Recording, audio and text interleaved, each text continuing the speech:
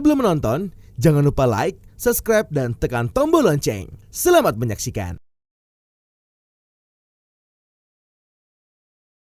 Presiden Joko Widodo menyampaikan pidatonya secara virtual pada sesi debat umum sidang Majelis Umum ke-76 Perserikatan Bangsa-Bangsa.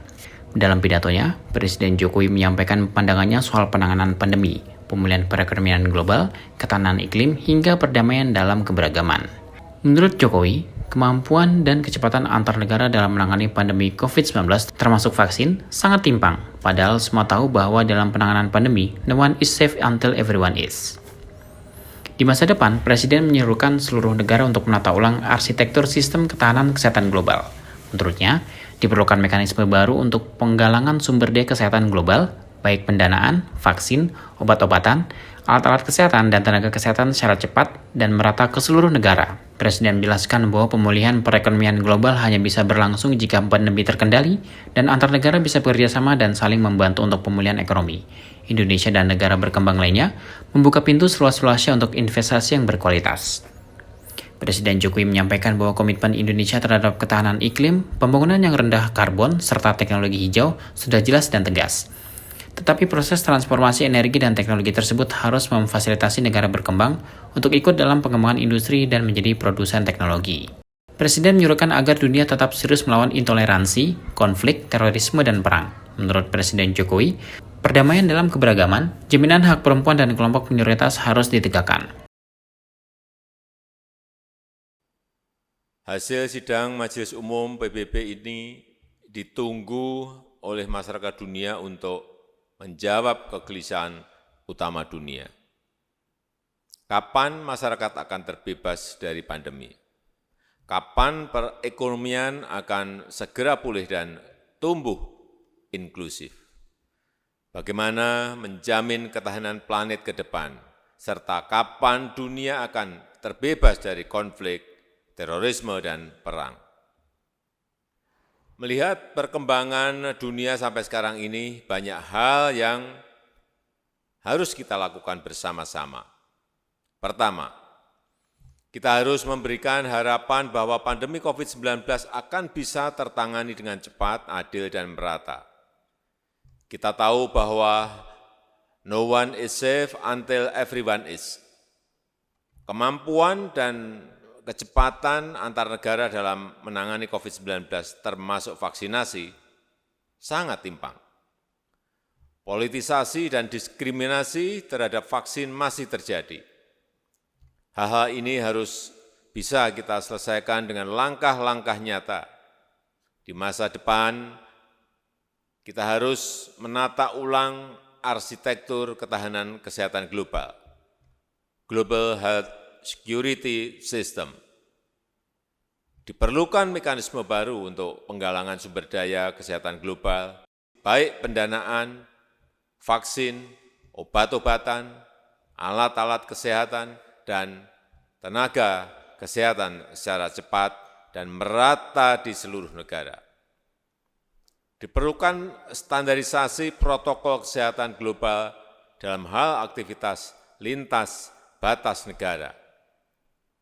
Misalnya, perihal kriteria vaksinasi, hasil tes, maupun status kesehatan lainnya.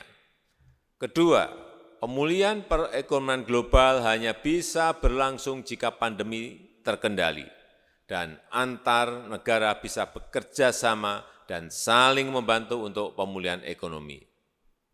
Indonesia dan negara berkembang lainnya membuka pintu seluas-luasnya untuk investasi yang berkualitas, yaitu yang membuka banyak kesempatan kerja, transfer teknologi, peningkatan kapasitas sumber daya manusia, dan berkelanjutan.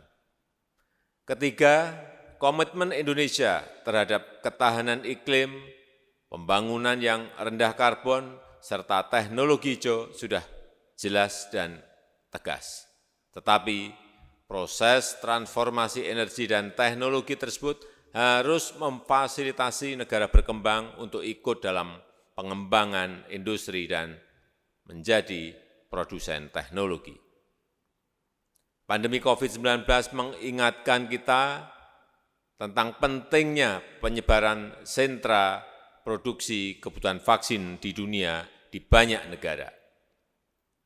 Keempat, kita harus tetap serius melawan intoleransi, konflik, terorisme, dan perang. Perdamaian dalam keberagaman, jaminan hak perempuan, dan kelompok minoritas harus kita tegakkan. Potensi praktek kekerasan dan marginalisasi perempuan di Afghanistan, kemerdekaan Palestina yang semakin jauh dari harapan, serta krisis politik di Myanmar harus menjadi agenda kita bersama. Pemimpin ASEAN telah bertemu di Jakarta dan menghasilkan 5 Points Consensus yang implementasinya membutuhkan komitmen militer Myanmar. Harapan besar masyarakat dunia tersebut harus kita jawab dengan langkah nyata, dengan hasil yang jelas. Itulah kewajiban yang ada di pundak kita, yang ditunggu masyarakat dunia. Itulah kewajiban kita untuk memberikan harapan masa depan dunia. Yang mulia, tahun 2022 Indonesia akan memegang presidensi G20 dengan tema besar Recover Together, Recover Stronger. Indonesia akan berupaya agar G20 dapat bekerja untuk kepentingan semua, untuk negara maju dan negara berkembang, utara dan selatan, negara besar dan kecil, negara kepulauan dan pulau-pulau kecil di Pasifik, serta kelompok rentan yang harus diprioritaskan. Inklusivitas adalah prioritas utama kepemimpinan Indonesia. Inilah komitmen Indonesia untuk membuktikan no one left behind. Ekonomi hijau dan berkelanjutan juga akan menjadi prioritas. Indonesia paham bahwa Indonesia memiliki nilai yang strategis dalam isu perubahan iklim. Untuk itulah kami terus bekerja memenuhi komitmen kami.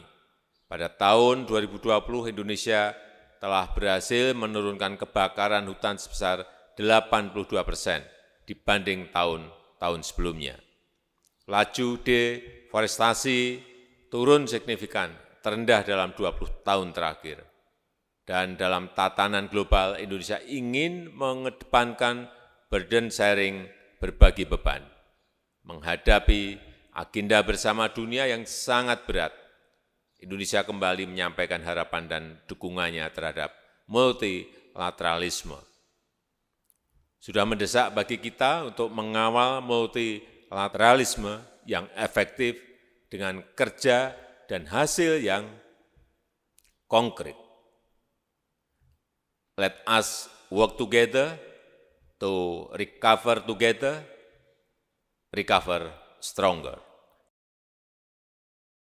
Lebih jauh, Presiden juga menyebut bahwa potensi praktik kekerasan dan marginalisasi perempuan di Afghanistan, kemerdekaan Palestina yang semakin jauh dari harapan, serta krisis politik di Myanmar harus menjadi agenda semua negara.